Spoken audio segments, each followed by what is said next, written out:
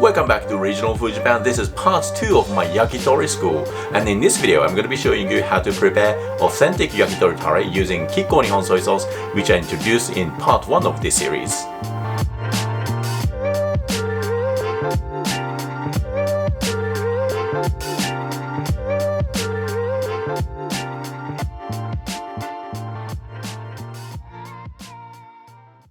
There's lots of recipes for yakitori tare out there, but it's really hard to know which one is authentic and works well, so this video will be the answer to that question. There are 3 important points covered in this video, and firstly, it's the golden ratio of the sauce. Yakitori tare is made with 4 major ingredients, and the ratio of each ingredient is super important. Secondly, how to add depth and aroma to the sauce. I'm gonna introduce a secret technique and aromatics you should be using in your sauce. And lastly, I'm going to show you how to nurture and maintain your sauce for years. Most yakitori restaurants add their uniqueness and identity to their tare by reusing and replenishing for years and decades. So I'll show you how you can do that at home. To prepare the perfect tare, we're going to need Kikko Nihon Nama Shoyu. The profound umami of the soy sauce makes it perfect for yakitori tare. It's certainly fine to use Koikuchi soy sauce from another Japanese brand, but I'd like to use a Saikawa soy sauce from a Saikawa dish. We need good old mineral and sake. Natural sugar. I typically use beet sugar, but you can also use brown sugar or cane sugar. Then you'll need these 3 aromatics. And finally, a chicken carcass.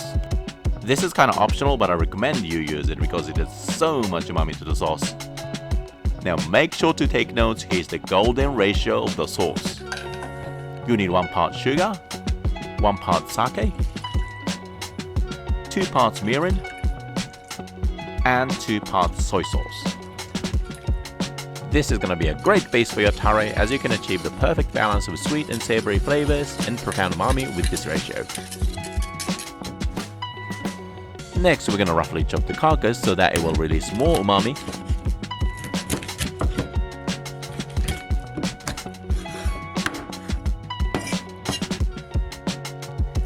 Here's the secret. Before adding it to the tare base, give it a nice char and brown color to boost the flavor. Well, I'm using my Japanese style built-in fish grill, but you can also use an oven to do this. I also would like to add some green onion flavor to the sauce, so add about this much green onion when the carcass is golden brown. And roast further to get some nice char on the surface. When they look like this, they are ready to do their jobs.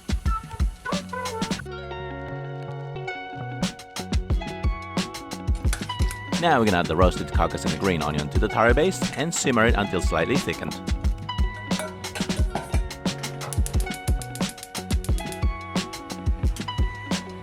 Start with the highest heat and turn down to the lowest once the sauce starts to boil. At this point I skim off the scum to make the tare mild, but if you want to achieve a stronger flavor, it's not necessary. Simmer over the lowest heat till the tare is reduced by, let's say, about a quarter, and turn off the heat. Take out all the bones and green onion in the tare. It's basically ready at this point and you can use it as is, but I prefer to add some more aromatics to create a complex flavor. Just grate in this much of ginger and a clove of garlic.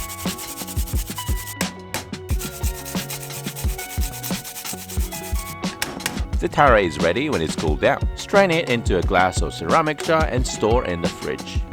Now let me show you how to deepen your sauce over time, a process I call nurturing. If you have some sauce you've used and stored, add it in the freshly made sauce.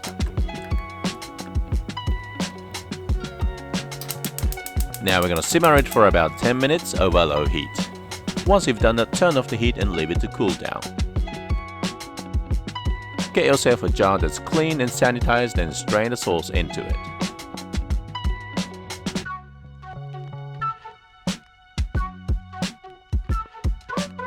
As you can see, there's a thin layer of fat capping the top surface of the sauce. This is chicken fat and is important not only for adding flavor to the sauce, but storing as well. It actually prevents the sauce from coming into contact with oxygen, helping to preserve its flavor by reducing oxidization. By reheating and replenishing the tare every time you use it, or at least once a month, you can nurture this sauce for a lifetime. And that was how to make the perfect yakitori tare sauce. But wait for a moment, this video is not finished yet. let me show you how to prepare chicken wing teriyaki with this sauce. It's super easy and delicious and is good for deepening your sauce. You need some green onion and chicken wings. I'm using the drumettes, but you can also use the flats. Just heat your pan and throw in the wings. We're gonna sear them till golden brown over high heat.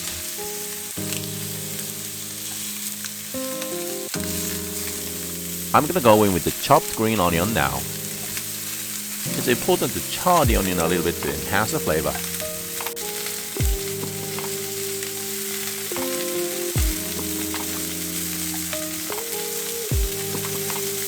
Now both the chicken wings and the green onion look good, so let's pour in the tare.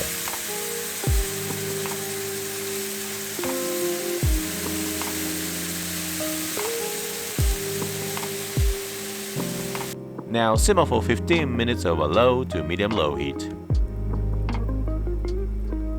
Now the wings are done, so let's plate them up.